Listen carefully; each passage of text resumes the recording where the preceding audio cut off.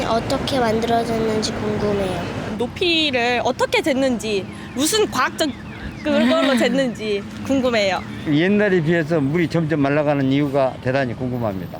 한라산을 대표하는 그런 식물이나 나무 같은 게 혹시 있을지 궁금합니다. 백록담에 그게 빗물인지 아니면 용천수인지 궁금합니다.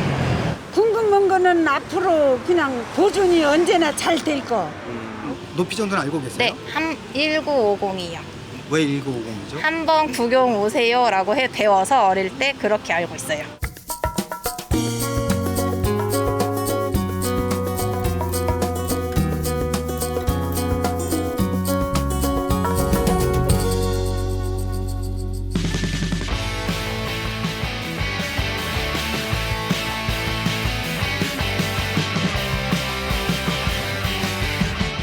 때마침 그 세계자연유산 등재 13주년을 맞았잖아요. 그래서 오늘 정해본 주제가 한라산 유람기입니다. 저는 이 주제가 또 기대가 되는 게 바로 여러분들 때문이거든요. 한라산에 뭐 다들 일가견이 있으신 분들이니까 오늘 많은 내용들 알려주시면 좋을 것 같습니다. 오늘 이 자리에 어떤 마음으로 임하셨어요? 그 제주 사람들은 예전부터 한라산을 어머니 산이라고 표현하거든요. 뭐 어머니에 대해서는 당연히 잘 알아야 된다. 뭐 그런 생각을 갖고 한라산에 대해서 좀 소개하고자 합니다. 네, 박사님은요? 한라산이 어떻게 만들어졌는지 사실 모르는 분이 참 많으세요. 그래서 제가 지질학적으로, 뭐 화산학적으로 최대한 쉽게 설명해서 이해할 수 있도록 노력해 보겠습니다. 네. 마지막으로 대장님. 네, 저는 이 두 분들하고 이제 패널에 같이 포함됐다는 것 자체가 이제 영광으로 생각을 하고 있고요. 제가 알고 있는 한라산에 대한 거의 대부분이 이 두 분한테 제가 들은 얘기이기 때문에 저는 오늘 좀 공부하는 자세로, 그리고 오늘 들은 내용을 제가 이제 더 많은 사람들한테 좀 알린다는 의미로 오늘 좀 촬영에 임하겠습니다. 네. 저희가 지금 나와 있는 이곳이 그 한라산 관음사 코스 입구잖아요. 그렇죠. 네. 그 한라산에는 제가 알기로는 5개의 등반 코스가 있다고 들었는데 어디가 있죠? 뭐 요즘은 가장 많이 이용하는 데가 성판화 코스고요. 성판화 코스. 그리고 백록담 갈 수 있는 코스가 성판화 외에 이 관음사 코스가 있고, 또 예전에 많이 다녔던 코스로 어리목, 영실, 그리고 서귀포에 돈네코 코스가 있죠. 네, 사실 정해진 길을 가는 건 재미가 없잖아요. 그래서 우리 콘테나만의 좀 특별한 유람 코스를 만들고 싶은데 첫 번째 주제가 화산이거든요. 뭐 당연히 지질 박사이시니까 박사님께서 첫 번째 장소를 좀 정해 주시죠. 일단 화산, 제주도 전체가 화산인데 그중에 뭐 제일 대표적인 화산은 당연히 한라산이죠. 그리고 이제 뭐 선명하게 분화하고 남아있는 백록담이 아무래도 뭐 첫 번째로 꼽을 만한 곳이죠.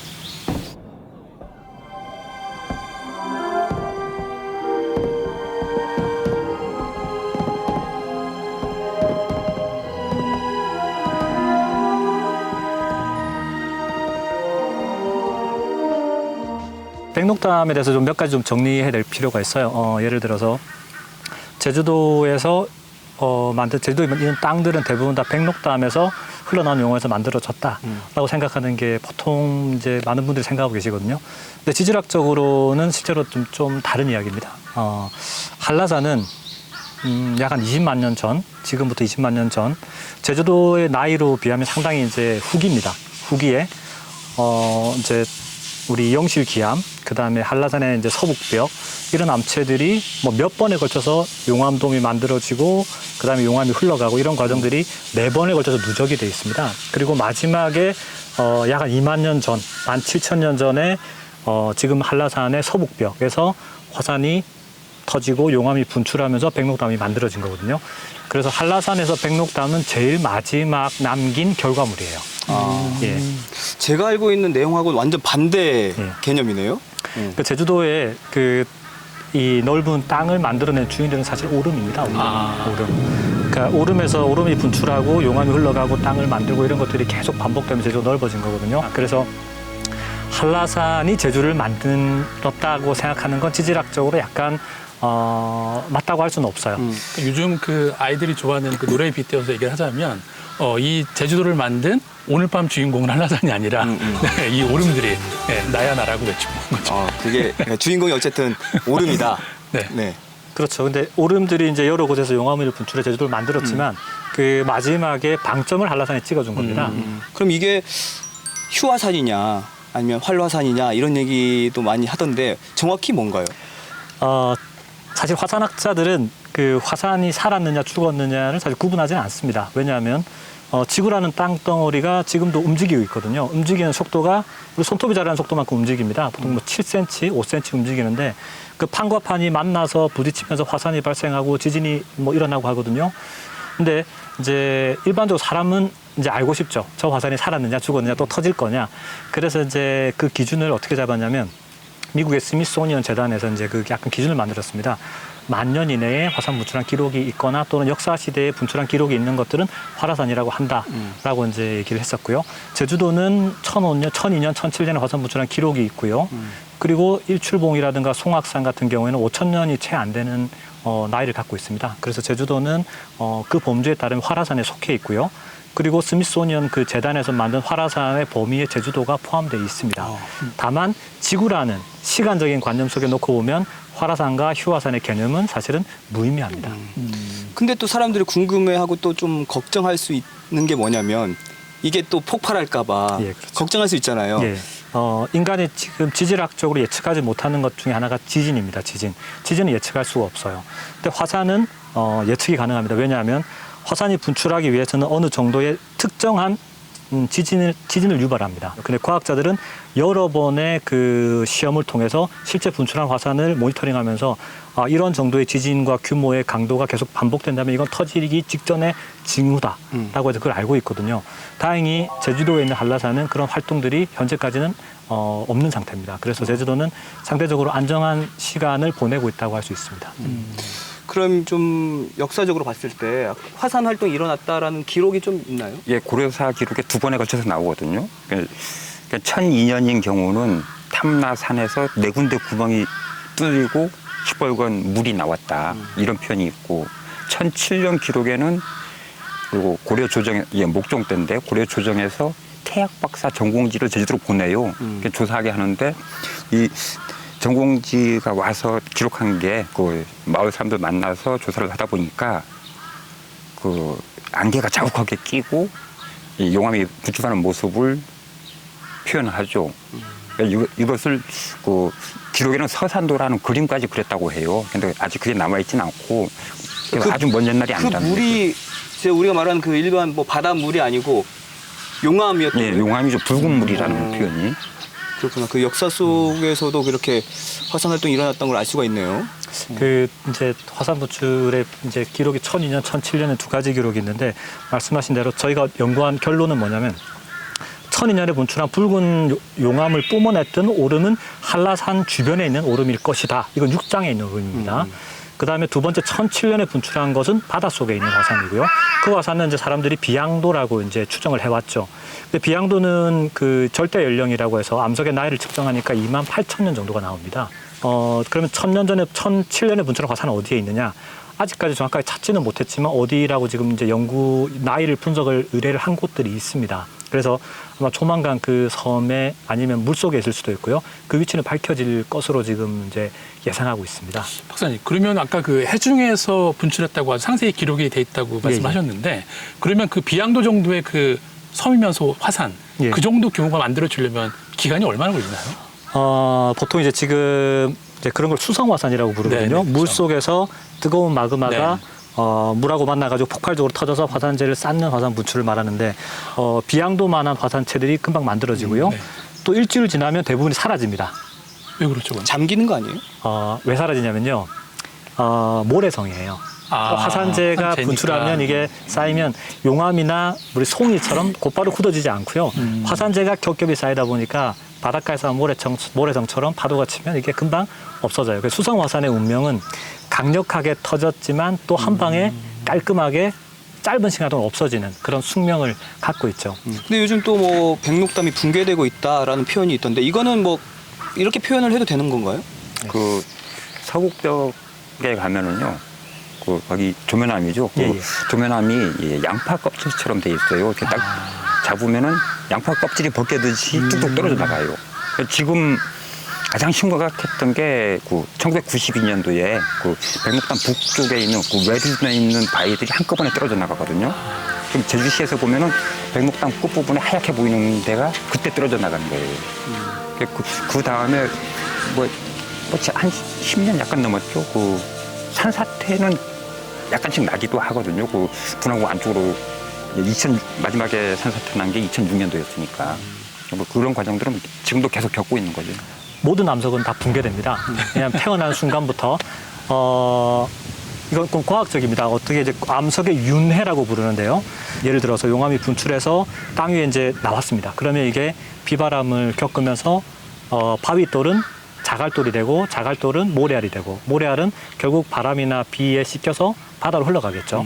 근데 지금 말씀하시는 것처럼 백록담의 어떤 붕괴라고 말하는 건 기후와 연관이 많습니다. 왜냐하면 한라산은 해발 고도가 1950m 가까이 높은 지대에 있기 때문에 겨울철에 얼고 녹는 작용이 되게 활발하게 일어납니다. 그래서 당연히 암석의 틈과 틈 사이로 들어간 물이 겨울철에 얼면 부피가 팽창하면서 암석을 벌어뜨리죠. 그래서 벌어진 암석이 이제 경사를 따라 흘러내려오는 것들. 그래서 제주도의 낮은 곳보다는 높은 곳의 붕괴라고 말하는 건 그 기후 변화, 동결과 파쇄로 인한 작용이 활발하기 때문에 백록담이 붕괴가 된다는 이제 이야기들이 나오게 된 거죠. 지금까지 알아두면 쓸데있는 전용문 박사의 지질 교실이었고요. 자, 그럼 이번에는 어디로 가볼까요? 제주에서 물을 빼놓고 얘기할 수가 없잖아요. 물이 집합체, 계곡이죠. 그러니까 한라산 자락에 계곡을 돌아보는 게 좋을 것 같습니다. 여러 개 있잖아요, 제주에. 네. 대표적인 계곡 어디가 있을까요? 제주도 전체적으로 한 60여 개가 되는데 이건 60여 개 중에 국립공원 구역에서 시작되는 게 한 20여 개. 그리고 가장 대표적이라고 하면은 백록담과 맞닿아서 이 계곡이 시작되는 게 3개가 있어요. 그러니까 북쪽으로 함천이 있고 광명 계곡이 있고 남쪽으로는 표돈천이 있죠. 이게 가장 어쨌든 백록담에서부터 시작되니까 제주도 계곡 중에 가장 대표적인 계곡이라고 할 수 있죠. 그 계곡에 들어가면요, 한라산의 계곡 조사를 해보면 일단 관광지로 알려진 그런 폭포라든가 그런 천의 느낌과는 전혀 다릅니다. 일단 정글 속에 들어와 있는 느낌도 들고요. 그리고 용암이 너무나 선명하게 드러나 있기 때문에 이게 과연 제주도에서 이런 지형을 볼 수 있을까 싶은, 그래서 지질 조사를 하는 사람들은 사실 계곡을 많이 들어갑니다. 왜냐하면 계곡에서 많은 정보들을 갖고 있고, 그리고 말씀하신 대로 셀 수 없을 만큼 많은 폭포들이 있습니다. 맞아요. 비만 왔다면 정말 장관이 될 폭포들, 그런 폭포들이 많이 있죠. 그래서 저는 어떻게 보면 하천이 제주도에 숨겨진 비경들을 갖고 있는 고향 같은 그런 곳이라는 느낌이 들어요. 자, 이제 백록담과 계곡까지 가봤습니다. 마지막으로 어디를 가볼까요? 네, 제주는 오름의 왕국이라고 불릴 만큼 오름이 정말 많이 있잖아요. 근데 이 오름들이 이렇게 낮은 지역에만 있는 게 아니고 이 한라산 국립공원 안에도 그 비경인 오름들이 많기 때문에 국립공원 안에 있는 오름들로 한번 여행을 떠나보겠습니다. 사실 우리가 이제 한라산에 올라가다 보면 한라산의 경관도 아름답지만 이 한라산 국립공원 안에서 우리가 직접 올라갈 수 있는 오름들이 몇 군데가 있거든요. 이를테면 성판항에서 올라가다 보면 사라오름이 또 있고 또 저기 어리목에서 올라가다 보면 또 어승생학도 있고 그런 것들도 아주 이제 저희가 한라산을 유람할 때 빼놓으면 안 되는 비경들인 것 같습니다. 많이 올라가 보셨죠? 제주의 여러 오름들. 네, 사실 저도 이제 특히 개인적으로는 이제 어승생학을 되게 좋아하는데 사실 한라산이긴 하지만 어쨌든 탐방로가 잘 돼 있어서 올라가 보면 마치 작은 한라산, 백록담을 보는 것 같은 그 화구 안에 약간 물도 고여 있고요. 그리고 이제 그 옆면으로 이 한라산의 Y 협곡이 아주 딱 눈에 들어오기 때문에 좀 그런 것들을 보는 것도 좋은 것 같습니다. 한라산에 위치한 오름 중에서 가장 높이 있는 건 그건 아세요? 윗세 오름 아닐까요? 윗세 오름. 다들 공감하시나요? 네, 저도. 한라산에서요? 네, 한라산에 있는 오름 중에. 장구목이나 방해 오름쯤 되겠죠. 근데 장구목을 오름으로 보느냐 안 보느냐에 따라서 그렇죠. 장구목은 지질학적 오름일 수 있습니다. 용암돔과 같이. 근데 아직까지 그것들에 대한 이제 구분은 사실 잘 안 돼 있는 편이죠. 사실 사진 작가이시기도 하니까 한라산 많이 가셨을 테고 또 제가 한라산 찍은 거 많이 봤거든요. 어디가 가장 아름답다고 느끼세요? 시작할 때 많은 분들이 한라산에서 잘 모른다 이런 표현을 하시던데 제주도민들 거의 대부분이 한라산과 관련해서 아주 잘 알고 있는 사실 하나가 있어요. 어디서 보는 모습이 가장 아름다운 거에 대한 답은 다 알고 있다는 얘기죠. 저도 알 것 같습니다. 그 답이 뭐냐? 자기 고향 마을에서 보는 모습. 하나같이 다 그런 얘기하죠. 그러면 그 말에 공감하시는 거예요? 그러면 작가님이 고향에서 본 한라산이 제일 아름다운 건가요? 저도 제주도민이죠. 네, 사실 그 강정훈 작가님이 찍은 사진 중에 이 백록담에서 그 동틀 무렵에 이 한라산의 그림자를 찍은 사진이 있거든요. 네, 저도 처음에 그게 뭔가 싶었는데 저는 그 사진이 정말 이 작가님이 찍은 사진 중에 최고의 백미가 아닌가라는 생각이 들고 그리고 그와 유사한 사진을 제가 하와이에서도 본 적이 있는데 보통 하와이에 있는 이 마우나케아나 마우나 로아라는 산이 이 한라산이랑 좀 되게 모양이 비슷한데요. 실제로 그 정상에서 이 그림자를 찍은 사진이 있는데 정말 작가님이 찍으신 것처럼 그 그림자 모습이 너무나 똑같더라고요. 비슷한 뭐 사진 찍으신 기억 있어요? 그 한라산 상그림자를 촬영을 했었는데 그 백록담 부분, 그냥 꼭대기 부분이 비양도 넘어 바다에 이게 펼쳐지는 뭐 이런 상황이 나타나죠. 뭐 계절에 따라서 약간 차이는 있습니다만은.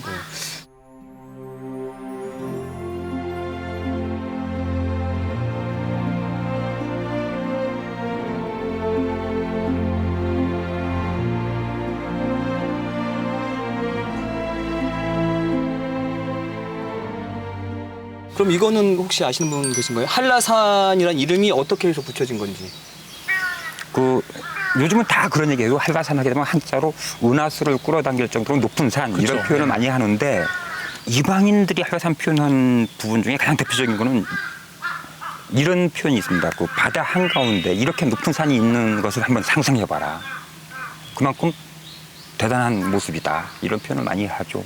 과거에 이방인들 뭐 제주의 한라산 어떻게 바라봤을까요? 사실 그 작가님이 말씀하신 부분도 저도 되게 공감하는 건데 그 사실 그 얘기를 했던 사람이 정확하게 모르겠지만 독일의 기자이자 지리학자였던 그 지그프리드 겐테라는 사람이 아마 그 책을 보니까 1900년도에 뭔가 중국에 왔다가 이 본국으로 돌아가는 길에 이 제주 인근 바다를 항해를 하면서 이 한라산의 모습을 봤던 것 같아요. 근데 독일에 돌아갔는데 그 모습이 너무 아름다워서 잊혀지지를 않는 겁니다. 네, 그래서 이제 물어서 1년 뒤에 이제 제주에 도착을 하고, 근데 문제가 있었던 것 같아요.